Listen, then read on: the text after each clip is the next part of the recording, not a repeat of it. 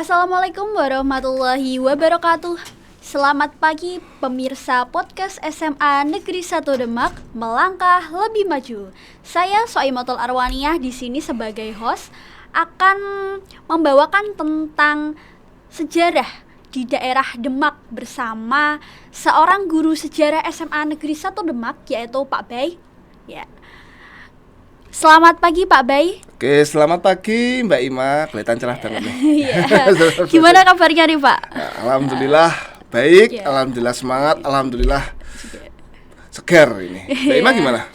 Ya juga alhamdulillah gitu. Oke. Baik-baik aja hari ini. Ini bukan jawaban template ya? Jawaban jujur Bukan, ya? iya, jujur ini, jujur, Pak.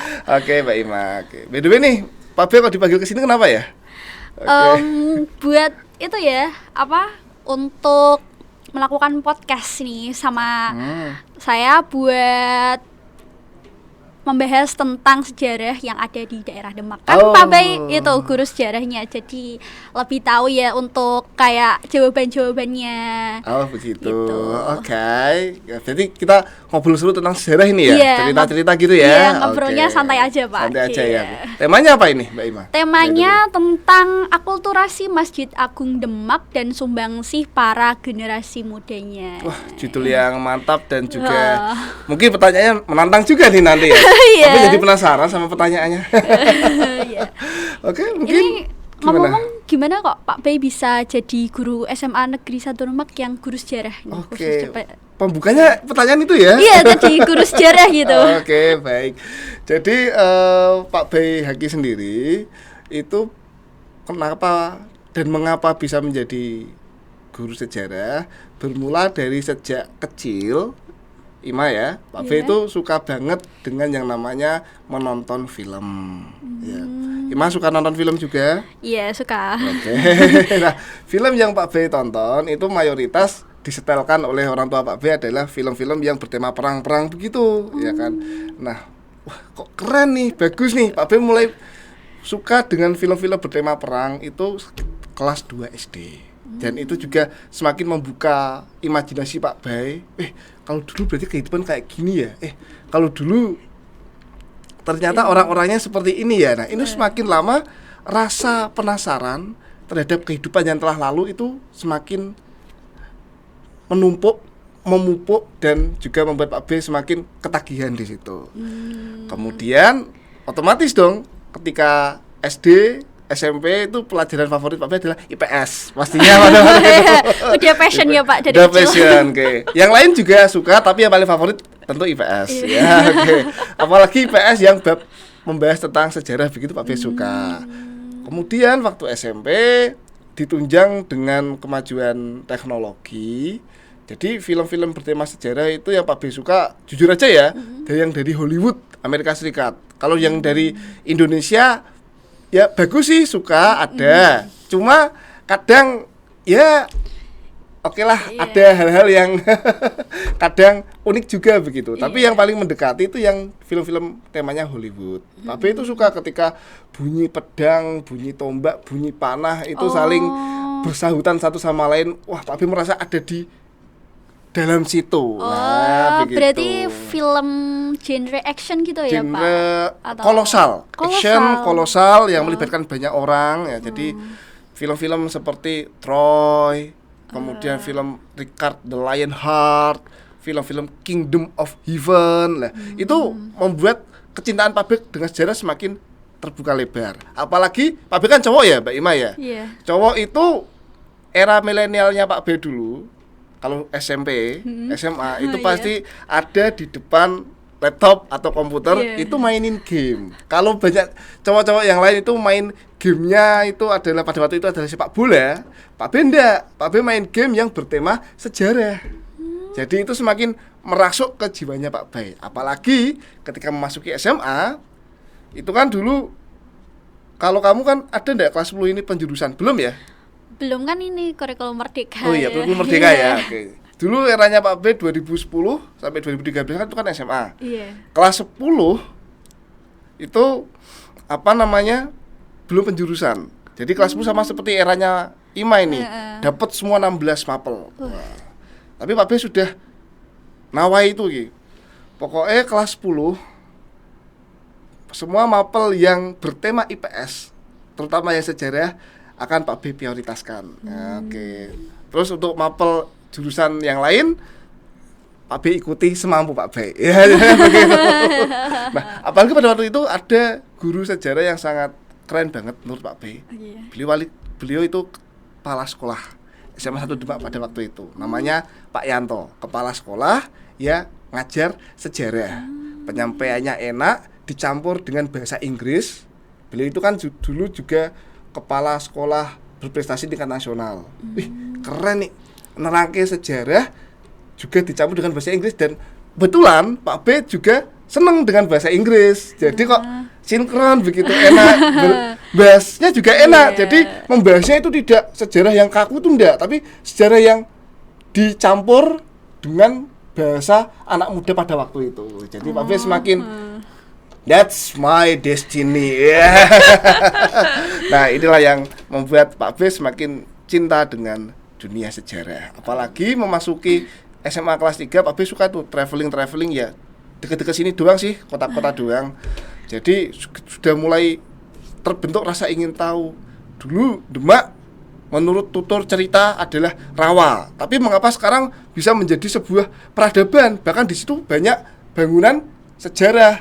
Misal ada pecinan, kemudian yang pasti ya nanti akan kita bahas nanti Masjid Agung Demak. Itu bagaimana sih bisa sekeren ini dari rawa, tanah sampai, yang apa? Nggak bisa dilintasi sama Betul. orang-orang, jadi kayak jadi sebuah daerah Demak. Nah, dari seperti sekarang lah, keren banget nih. Nah, itu satu. Jadi mulai suka traveling itu. Saya traveling, motret itu pada waktu itu suka. Waktu itu juga menambah tentang senangnya sejarah Pak Bay. Nah, kemudian karena sudah memutuskan bahwa sebenarnya awalnya Pak Bay untuk menjadi guru itu agak gimana begitu ya pada waktu itu. Cuma aku pengen mlebu sejarah gitu. Kemudian diarahkan oleh pihak BK sekolah SMA 1 Demak. Dulu Pak Bay kan alumni sini juga. Jadi kan ya guru-guru sini juga dulu guru-gurunya Pak B begitu ya, Pak. Kemudian gini aja, masuk jurusan sejarah tapi yang ambil pendidikan saja. Barangkali nanti kecintaannya tentang sejarah bisa ditularkan kepada murid-muridnya, kan bisa jadi amal yang baik juga nanti. Kan ilmu yang bermanfaat, kan begitu. Nah, mau menggunakan istilah ekonomi itu ada pasif income gitu, pasti bukannya berupa itu di ilmu yang bermanfaat begitu. Terus melanjutkan kuliahnya di Universitas Negeri Semarang, Pucuk Gunung Semarang sana. Ambil jurusannya jurusan sejarah, prodi atau program pendidikannya itu pendidikan sejarah begitu Ima. Dan kemudian lulus tahun 2017 dan bertemulah kita di sini. Begitu ceritanya. Jadi dari kesukaan nonton film bertema sejarah Ima, terus kita bisa ketemu di sini. Begitu ceritanya. Oke. Kalau menurut aku pribadi sih, kalau boleh boleh jujur gitu. Ya harus jujur. Aku suka sejarah itu saat masuk SMA sini.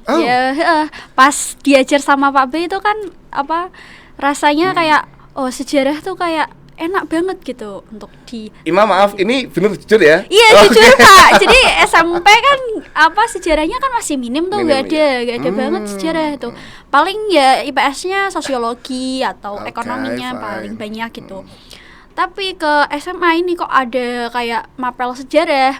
Itu rasanya kayak wah, ada sejarah. Terus kayak mapelnya juga lebih bikin orang jadi pengen tahu lebih lanjut gitu. Apalagi yang kayak kerajaan Hindu, Buddha itu suka banget. Tapi juga suka itu. Hindu, Buddha. Iya, sampai kemarin tuh pas ke Jogja itu juga ke museum-museumnya buat lihat lebih lanjut. Ke Jogja? Iya, sendirian. Sendirian nih, Ma? Iya. Bahkan sampai ke sana. Kamu mana aja itu? Pas itu kan lagi seminar, Pak, di Jogja. Habis itu ketemu sama teman-teman baru. Nah, aku diajak ke ruang makan-makan di Migacoan toh. Habis itu dia nawarin mau kemana habis ini. boleh ke museum yang Seno Budoyo itu gitu. Seno Budoyo, Iya. iya. Habis itu ya di Museum Seno Budoyo lihat dari adanya pewayangan, terus ada dari sejarahnya Hindu sampai Buddha, wayangnya di agama Islam juga ada gitu. Keren. Nah kayak gini dong, jadi siswa Semansada bisa memang seperti ini ya. Iya. Memberikan passionnya, langsung take action, bahkan luar biasa sampai ke Jogja ya, sampai ke jantung budaya Jawa. Pengen liatnya, pengen lebih lanjut gitu, soalnya kok kayak penasaran banget ya asalnya itu gimana gitu. Sip. Nah begitu Ima, oke. Tadi Jogja, sekarang kita bisa ke mungkin Demak lagi ya Ima. Iya, ya? Demak kalau iya. Kalau ke Demak kemarin itu baru pas di yang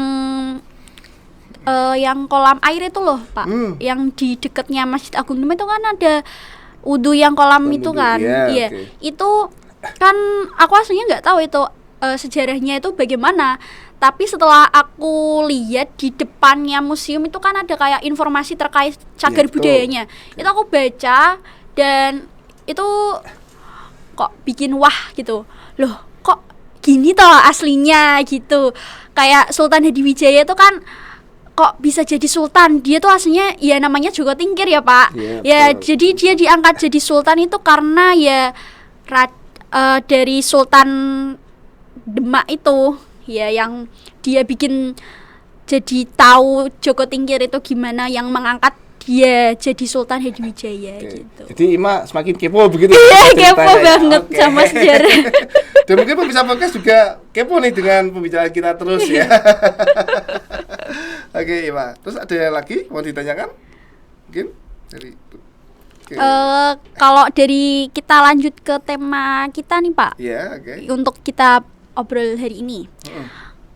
Kan tadi temanya tuh akulturasi Masjid Agung Demak dan sumbangsih generasi mudanya.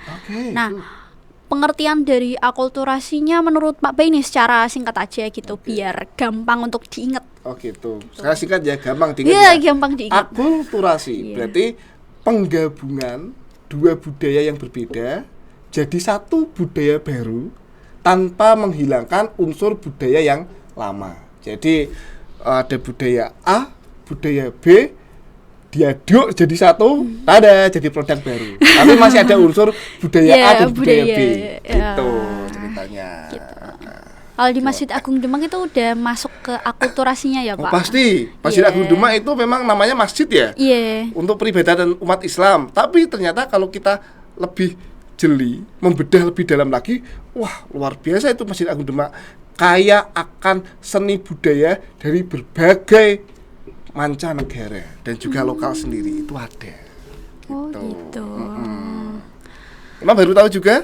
Iya baru tahu, soalnya ya paling kalau orang awam gitu paling taunya ya Masjid Agung Demak gitu. Itu ya coraknya kan? Islam gitu. Tapi ternyata kok ada corak-corak dari mancanegaranya juga. Iya pasti. Nah ini kan menjadi simbol bahwa nenek moyang kita, para leluhur terdahulu itu kan tipenya kan tipe open friendly, ya, bukan yang tipe tertutup tapi open friendly, siap menerima dengan hal-hal yang baru dan siap mengintegrasikan dengan kehidupan mereka begitu. Kita harus bangga tuh itu. Oke. Gimana Ima?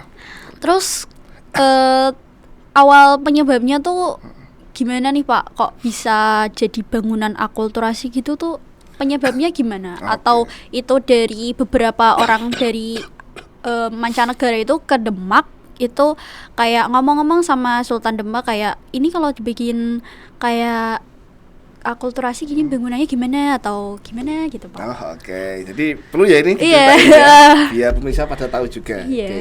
Jadi kalau kita melihat timeline atau garis waktu perjalanan sejarah Demak, Demak itu kan menurut banyak sumber sebelumnya adalah tanah rawa. Tanah rawa, tanah yang tidak terlalu subur dan tanah yang dianggap tidak begitu penting oleh kerajaan Majapahit. Loh, Pak B, apa nih hubungannya Majapahit dengan Demak pada waktu itu, ya kan? Jadi Majapahit pada waktu itu abad ke-15 tahun 1400-an, itu adalah salah satu negeri terkuat yang ada di wilayah Pulau Jawa. Oh, Meskipun sinarnya sudah mulai redup.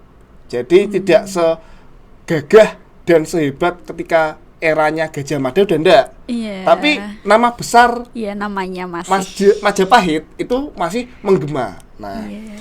Majapahit ibu kotanya di kota Mojokerto sekarang. Oh. Ya, Mojokerto. Mojokerto itu ada di provinsi mana, Ima? Tahu enggak? Mojokerto. Jawa Barat, Jawa Tengah, Jawa Timur? Jawa Kerto ya. Kerto Jawa Timur ya. Iya, di Jawa Timur. Nah, jarak antara Jawa Timur dengan Demak sendiri itu ratusan kilometer. Nah, Demak itu bagian dari administrasinya Kerajaan Majapahit. Ibarat kayak gini, Ima. Negara Indonesia, ibu kotanya ada di mana? Di Jakarta. Good. Terus Papua, Aceh itu masih Indonesia enggak? Iya, masih. Jarak antara Jakarta dengan Papua jauh atau dekat? Jauh banget itu. Oke. Nah, sama jarak antara Mojokerto dengan Demak itu juga jauh. Jadi Demak ini dianggap wilayah administrasi yang secara penting bagi Majapahit, tapi nggak terlalu penting banget. Oh, ibarat kayak gini. Nah, misal Pak B jadi Raja Majapahit ya. Oh, wilayah Rawa. Oh, ya wis toh. Oke, sepenting wilayah Majapahit gitu. Maaf ya, campur bahasa Jawa ya. Iya, nggak apa-apa, Pak. Nah, gitu. Nah, karena wilayahnya itu yang dianggap tidak terlalu berpotensi, menyebabkan Demak selama bertahun-tahun itu menjadi wilayah yang minim kehidupan manusia. Meskipun tidak benar-benar minim, ya ada kehidupan manusia yang terbatas di situ. Karena Demak itu wilayah rawa, dekat dengan pantai dan laut. Itu di pesisir pantainya itu sudah bermukim orang-orang lokal Demak sendiri yang jumlahnya sedikit, plus para pedagang-pedagang dari luar negeri, dalam hal ini adalah Arab dan juga Tiongkok atau Cina, itu ada di sana. Mereka berbisnis, dagang begitu loh. Kok milihnya Demak, Pak Bay? Kenapa nggak langsung kapalnya diarahkan ke dekat ibu kota Majapahit? Nah, ini menurut analisis sejarawan, mengapa kok kapal dari Tiongkok, dari Arab, dari India itu nggak datang ke pusat kotanya Majapahit? Kenapa malah datangnya ke wilayah pinggiran ya seperti Demak? Kira-kira kenapa? Kalau dari segi ekonomi gimana, Ima? Karena Mungkin ya. Mungkin di situ kayak lebih baru, jadinya gampang buat menyerap ekonomi atau UMKM.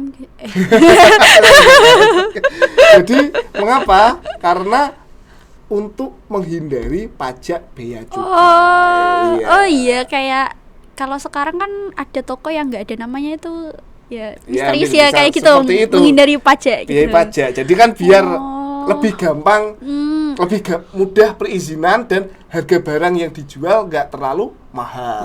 Kalau harga yang dijual mahal, ya penduduk kan rada ogah tuku, males beli ya. Tapi kalau harga yang dijual itu terjangkau, standar, penduduk kan welcome. Iya, dipilihlah Demak. Iya, gitu. harga barangnya murah, terus juga yang jual juga gak ada kena bea cukai juga. Betul ya. Apalagi pada waktu itu pengawasan Majapahit sudah lemah.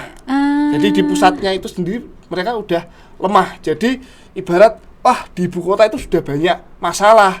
Kalau harus menertibkan wilayah-wilayah yang jauh dari ibu kota itu akan memakan biaya, memakan perjalanan, memakan waktu, tenaga. Mending sama. Ya sudahlah, mengalir seperti adanya aja. Nah, bertahun-tahun kemudian pemukiman rawa itu lambat laun ramai dihuni oleh manusia. Apalagi semenjak Pangeran Jimbun. Pernah dengar nama itu? Belum. Oke, Pangeran Jimbun itu adalah nama kecilnya dari seorang raja yang kelak akan menjadi the founding father of Demak Kingdom. Founding father itu raja pertamanya Demak. Siapa? Sultan? Ya, raja pertama Demak. Ada Sultan siapa itu? Raden Fatah. Iya, Sultan Fatah. Iya. Dulu namanya Pangeran Jimbun. By the way, Raden Fatah itu dia semi blasteran ya. Jadi ayahnya Jawa, Ibunya dari Putri Xiubangxi itu dari kerajaan Champa yang ada di Vietnam. Jadi secara gen Raden Fatah percampuran antara Jawa dengan Chinese begitu. Good looking mesti ya, keren. Good looking ya, oke. Nah, itu katanya bapaknya bapak kandungnya itu Raja Brawijaya kelima. Raja sah terakhirnya Majapahit. Iya itu. Iya. Betul. Oh, benar. Babad Jawa, kemudian Babad Demak itu menceritakan seperti itu. Dan insya Allah itu benar ya. Yeah. Nah, Raden Fatah waktu itu gelarnya belum sultan ya, masih Raden. Itu beliau karismanya kan tinggi banget. Ya kan, bisa membuat masyarakat Demak itu semakin ramai orangnya, semakin banyak orang yang berduyun-duyun karena menganggap bahwa Raden Fatah ini adalah sosok pemimpin yang care dengan masyarakat. Nah, apalagi Raden Fatah kemampuan akademinya bagus, kemampuan religi agamanya juga oke, ya. Sehingga karismanya tuh semakin kuat banget. Nah, ditambah lagi Raden Fatah ini punya hubungan dengan Wali Songo yang tertua juga ada. Raden Fatah by the way ini adalah menantunya Sunan Ampel. Sunan Ampel ini adalah tetua dari Wali Songo. Nah, sehingga Wali Songo yang lain secara otomatis juga mendukung adanya Demak yang dipimpin oleh Raden Fatah ini. Begitu ceritanya. Terus tentang Masjid Agung Demak itu sendiri, Masjid Agung Demak dibangun untuk memperingati Hari Penobatan. Penobatan itu berarti hari peresmian Raden Fatah menjadi Raja Demak. Jadi ketika dibangun Masjid Agung Demak, itu berarti Demak sudah lepas dari Majapahit, sudah merdeka sendiri, sudah menjadi negara yang bebas begitu ya. Nah, negara atau kesultanan yang berbasis Islam. Dibangun Masjid Agung Demak tidak semerta-merta bangunan masjid harus disama persiskan dengan yang ada di Arab atau Mekah. Enggak, karena Wali Songo itu punya local wisdom talk. Jadi pemikiran bagaimana bisa ini keberadaan masjid dapat diterima oleh segenap elemen masyarakat Demak. Mengingat masyarakat Demak pada waktu itu juga masih ada sebagian yang Hindu, ada sebagian yang Buddha ya, untuk menghormati mereka juga, sekaligus untuk bisa menarik mereka secara nggak langsung, maka dibuatlah bentuk atap Masjid Agung Demak itu bukan kubah. Kalau masjid-masjid di Timur Tengah, di Arab itu kan bentuknya kan kubah ya. Iya, tapi ini bentuknya limas gitu. Nah, ini bentuknya limas. Limas itu seperti menyerupai atapnya atap pura Hindu. Ya, nah itu ada 3, 1, 2, 3. Meskipun secara fisik menyerupai atap pura Hindu, tapi secara filosofis tetap Islam. Ada 3 akidah di situ. Iman, Islam, ihsan, ya gitu. Jadi orang Jawa itu seperti cewek, Ima, suka dengan simbol, suka dengan kode-kode dan tidak menghindari frontal. Aku pengen frontal tuh dihindari. Mereka menciptakannya dalam bentuk kode-kode. Ya, seperti itu. Buat memikat gitu. Betul, secara tidak langsung tersirat gitu ya, betul, memikatnya. Tersirat banget ya. Jadi selain ada atap yang bentuknya bukan kubah melainkan atap pura tumpang 3 itu tadi, di Masjid Agung Demak sendiri juga tahun pembuatan itu tidak disimbolkan tahun 1479 itu enggak. Tidak dibuat angka 1479 itu enggak, tapi dibuatnya adalah dalam bentuk simbol bulus. Tahu enggak emang bulus itu apa? Belum tahu. Oke. Bulus itu hewan yang hidupnya ada di tepi pantai. Kalau orang Indonesia menyebutnya itu penyu. Iya. Penyu itu simbol tahun pembuatan Masjid Agung Demak. Kalau dalam istilah Jawa namanya itu Condro Sengkolo. Condro Sengkolo itu salah satu jeniusnya leluhur kita ya. Jadi leluhur kita itu menyimbolkan angka itu dalam bentuk wujud makhluk lain. Misal seperti tadi bulus ya. Bulus itu mengatakan bahwa bulus atau penyu kepalanya ada berapa? Kepalanya satu ya, 1. Kemudian kakinya penyu ada berapa? 4. 4. 1, 4. Kemudian tempurungnya ada berapa? Nggak tahu. Tempurungnya 1 ya kan. Oh iya, tempurung, 1, tak kira 4. kotak-kotaknya itu, Pak. Tempurungnya 1, Iya, tapi 1. kan bentuknya kan 0. Iya. Ya kan? Jadi 1, 4, 0. Ekornya ada berapa? 1. 1. Iya, 1401. Nah, itu kode ya kan, 1401 ya. Loh, masa Pak? Kayak gitu ya. Coba bisa toh dicek di Masjid Agung Demak itu kan banyak di ukiran-ukiran dindingnya itu hewan bulus, hewan penyu karena itu menyiratkan simbol. Yang di depan itu yang apa? Itu juga ya. Di depan mana? Yang di depan temboknya itu yang serambi bagian depan tuh, ada nggak Pak? Itu. Ada di situ, gak hanya tembok depan, tembok-tembok yang samping-samping juga. Jadi semakin banyak ukiran penyu di dalam Masjid Agung Demak. Itu memang penyu atau bulus adalah simbol Masjid Agung Demak karena menyimbolkan tahun pembuatan 1401. Gitu. Nah, selain ada filsafat Jawa seperti itu, juga ada akulturasi Tiongkok atau Persia atau Cina ya.